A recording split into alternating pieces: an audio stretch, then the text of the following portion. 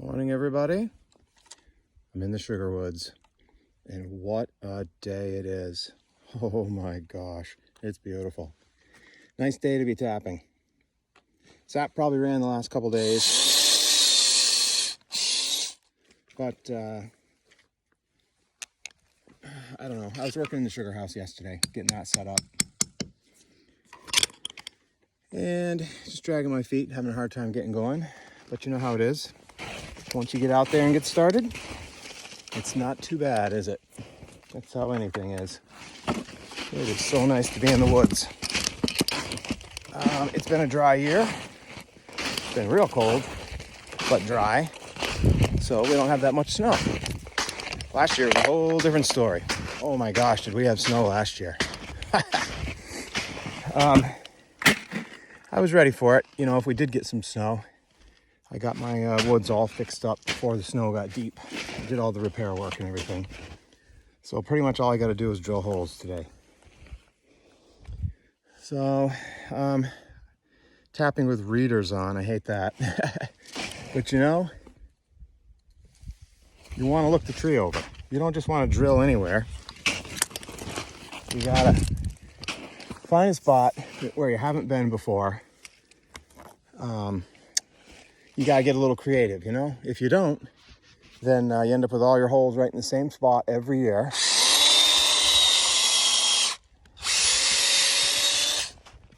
And that's not good for the tree. So, anyways, readers, that's where I'm at in life.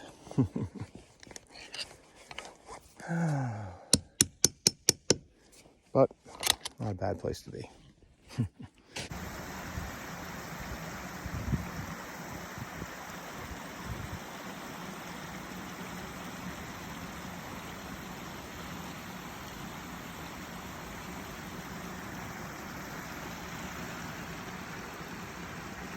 Good morning, everybody.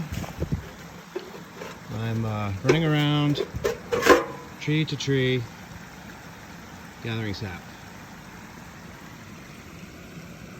Not running right now, as you can see, but the last couple of days it did, so just getting around to getting it gathered, the rest of it, and I'm going to boil today. It's going to be a great day for boiling. I'm looking really forward to it.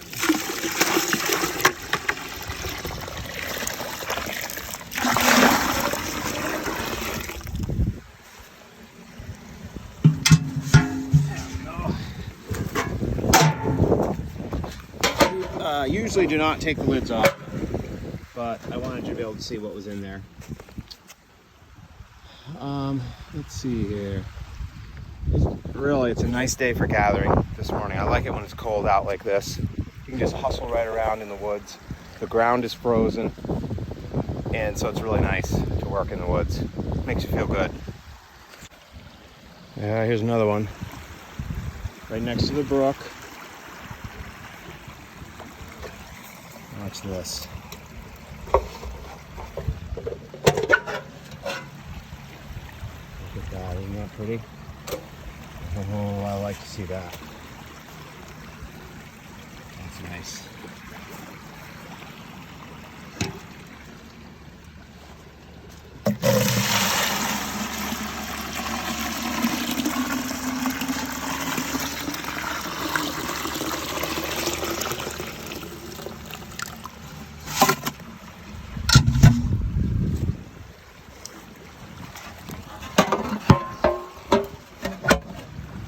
There we go, on to the next tree. All right, before we can get going, we gotta clean the flues.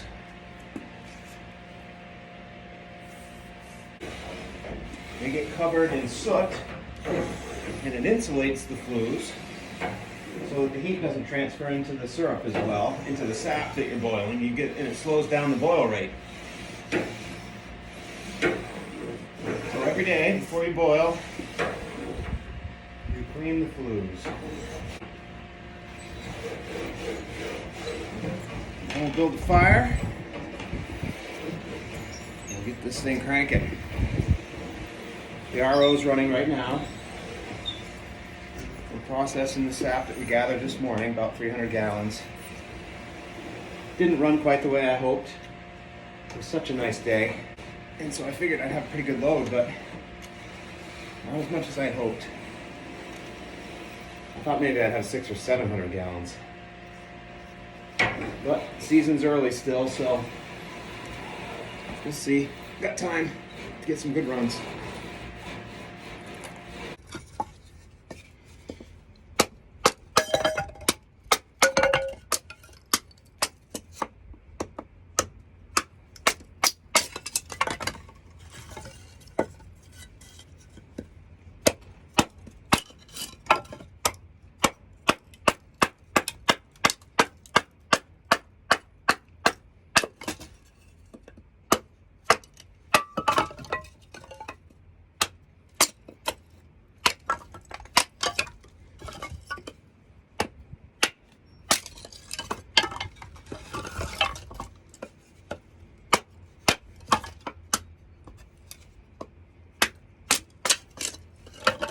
That'll do it.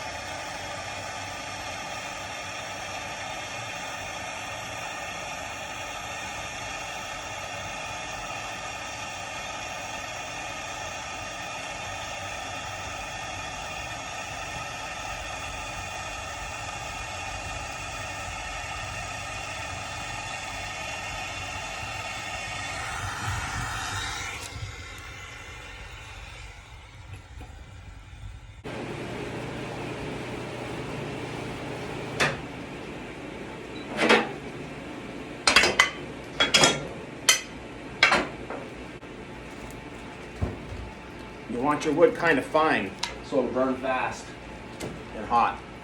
And you want it to be nice and dry too. If it's not, it is not fun. Because you need a really hot fire if you're going to get any work done.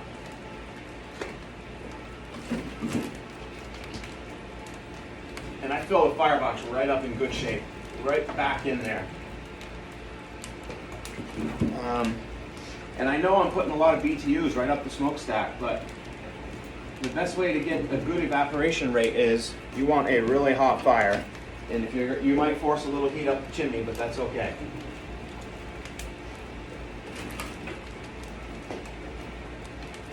Sugarwood's free.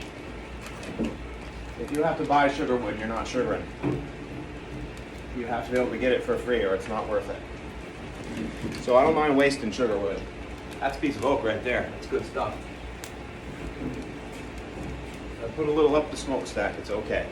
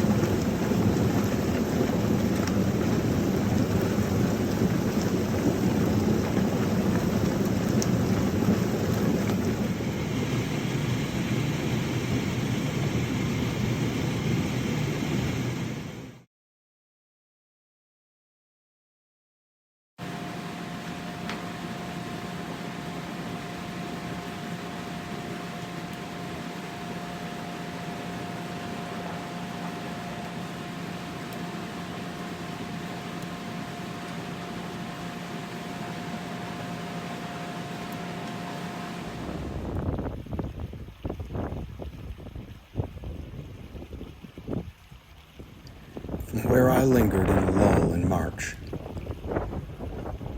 outside the sugar house, one night for choice, I called the fireman with a careful voice and bade him leave the pan and stoke the arch. Oh, fireman, give the fire another stoke and send more sparks up the chimney with the smoke. I thought a few might tangle, as they did, among the bare maple boughs, and in a rare hill atmosphere not cease to glow.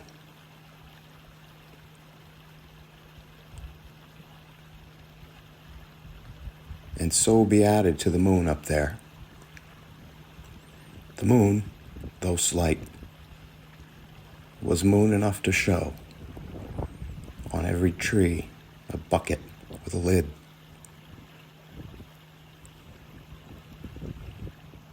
And on the black ground, a bearskin rug of snow. The sparks made no attempt to be the moon.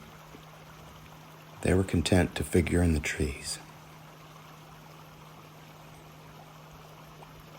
As Leo, Orion, and the Pleiades.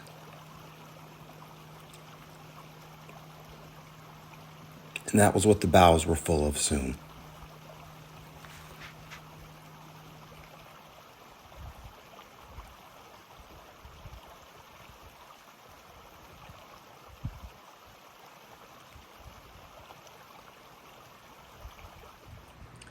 All right, all done for today.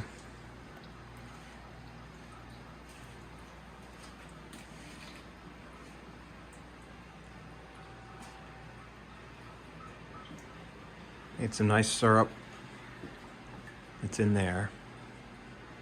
Medium, I'd say. Nice flavor, too. All right, we'll turn out the lights. Call it a night. Talk to you tomorrow.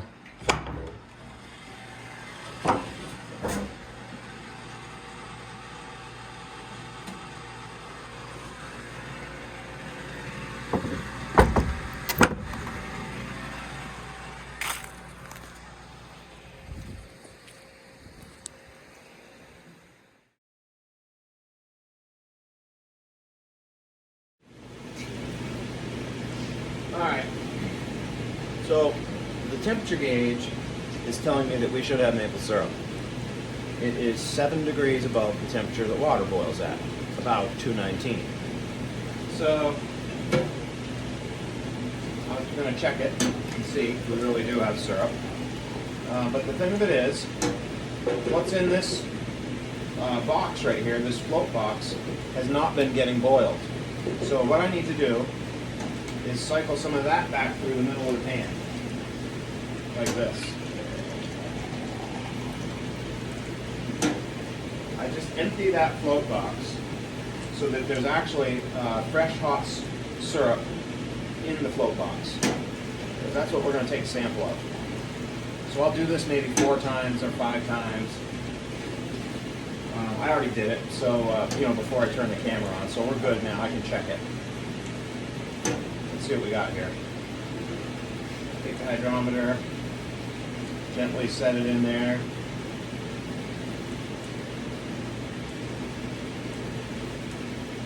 And you see the red line right there? The top red line. We're about 3 lines from having syrup. The heavier the syrup is, the higher that hydrometer will float.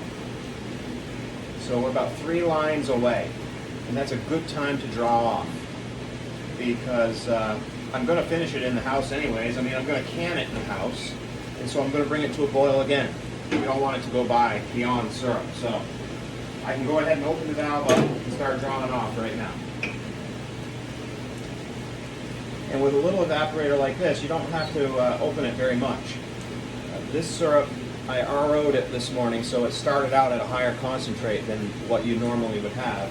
And if it was not RO'd, I would have a flow about like that.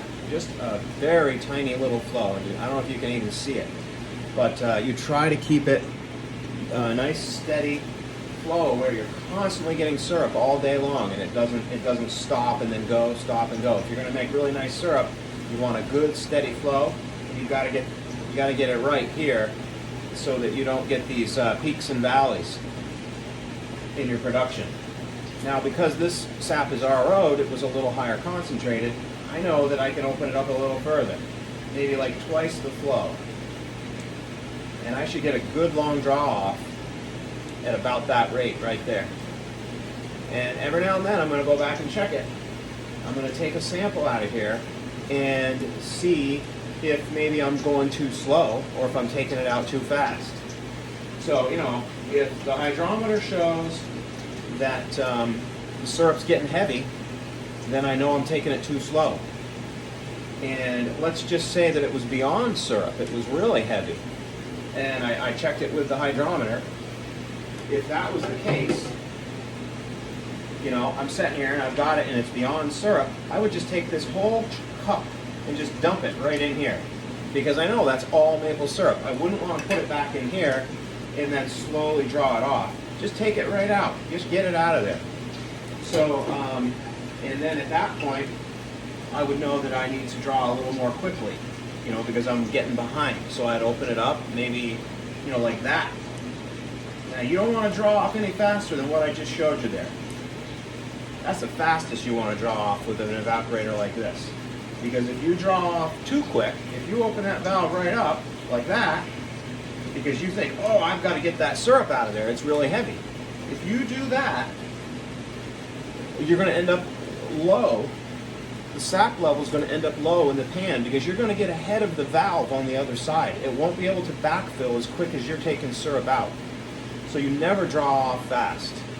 And if you're getting in trouble, then open the doors to stop the heat, or turn off the blower. And another thing you can do is you can open up the valve on the flue pan and steal some sap out of there in a bucket and just dump it in the front pan. And that'll dilute what's there, and it'll get you out of trouble. Alright, so I think we're doing pretty good right now. We're just going to keep about this flow right here. And then every now and then I'm going to go back, like I said, I'm going to check it and just see how we're doing. If we're taking too much out, then I'll slow it right back down to just a nice slow little trickle like that. And if we're getting behind and I'm finding that my samples are heavy, then I'll open it back up. There we go. All right, time to put wood in it.